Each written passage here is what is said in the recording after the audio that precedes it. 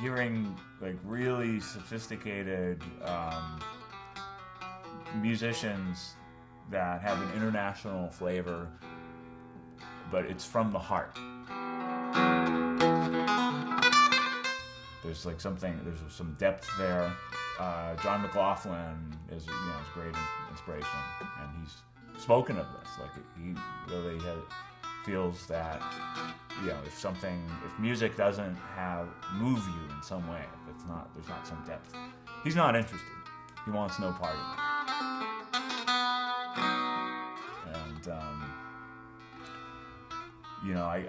I relate to that, and I think different styles of music move people in a different way. It's a different type of passion. Metal has a certain type of passion. Blues has a certain type of passion. Whatever your situation is, you always have to warm up, and you always have to find pieces of music that sort of help you get into the groove. So nowadays, the process, it's very based around what professional activity is coming up. Yet, no matter what, I still try to put in, at least a couple hours.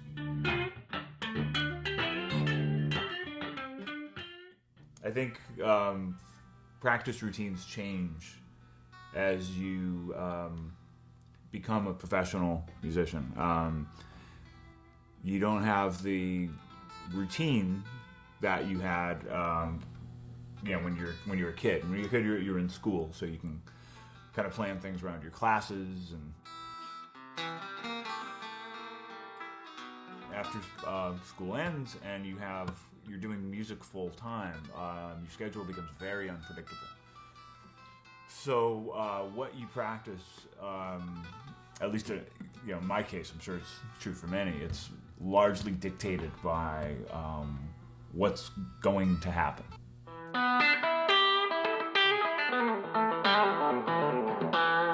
Always important to warm up. I mean, I like to have at least an hour before the show, and it's not just time with the instrument, it's also just quiet time to just focus.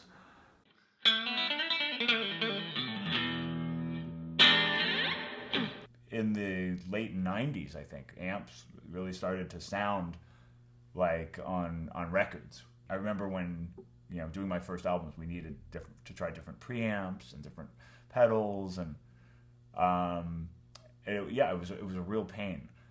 And then once I became fluent in different styles, to do a jazz setup, I'm not going to play jazz guitar lines on through a Marshall stack and on a solid body guitar. I prefer to practice that on a real traditional rig. All this in such a small package. Usually it takes a huge amp to sound like that.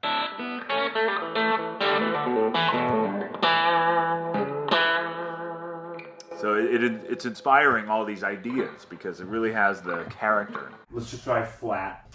This just captures the natural qualities of the instrument. Really get that almost hollow body sound.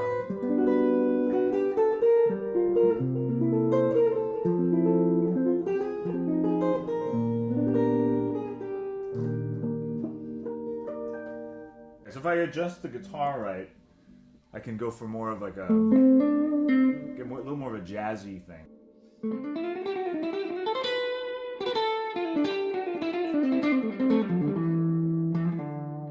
Let's try this one. This is Crunch.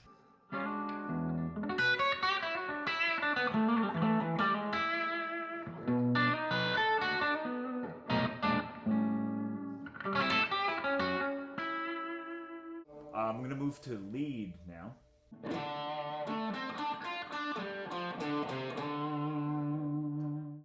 Okay, so here's Brit High.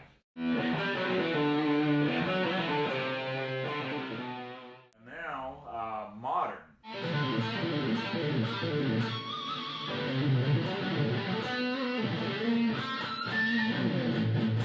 New idea. Sometimes tone, inspires ideas.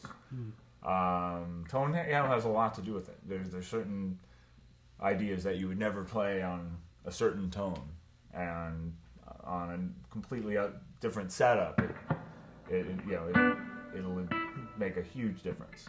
Yeah, I think technology has gotten much better, and it's made practicing a lot easier in many ways. Amps have gotten better. It used to be so cumbersome to get a good rock sound.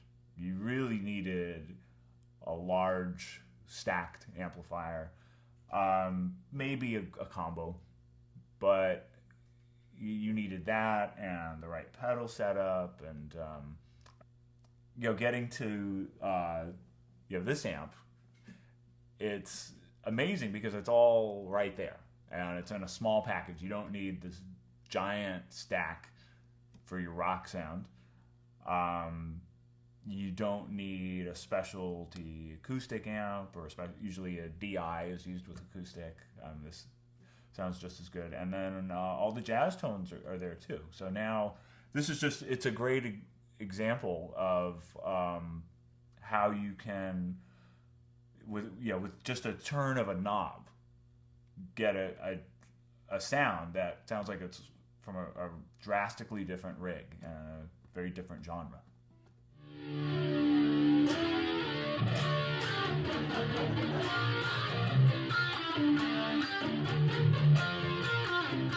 I recently used it on a cruise.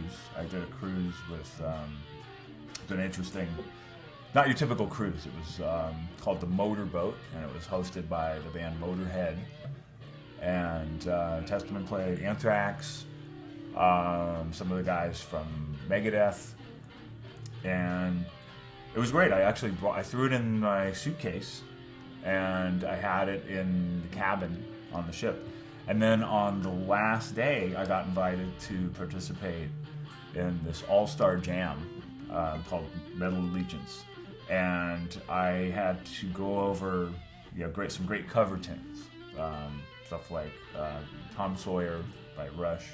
I think we did like a quarter of the first Van Halen record. It was really fun.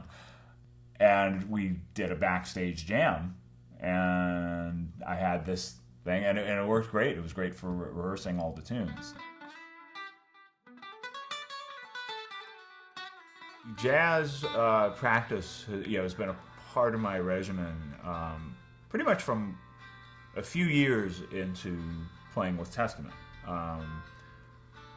By the time we got to the second album, I was just looking for some new ideas, and I really developed an appreciation for this music. And it's with all respect to rock and metal music and rock and metal guitar playing. I just thought, this is cool too. Why shouldn't I like it? And then I always felt like, okay, you can have this as a hobby, but you can't really be serious about jazz. And then I thought, I want to be serious about it. I've put all this work into the technical facility, because metal requires really good technical facility. But I don't want to limit it to that. I want to listen to the Jim Halls and the Wes Montgomerys, and then on the acoustic side, the McLaughlins and the Django Reinhardts, and that music speaks to me too. So I started incorporating that into my practice, but within a few years, I felt like I wanted to take it further. I feel like my latest project, Planetary Coalition, really represents how I spend a lot of my practice time and listening time. But I think if people were to monitor my practice sessions, they might be surprised. I mean, and it's a lot of stuff that they've never heard of. Yeah, I think for a warm-up rig, just doesn't get better than the THR.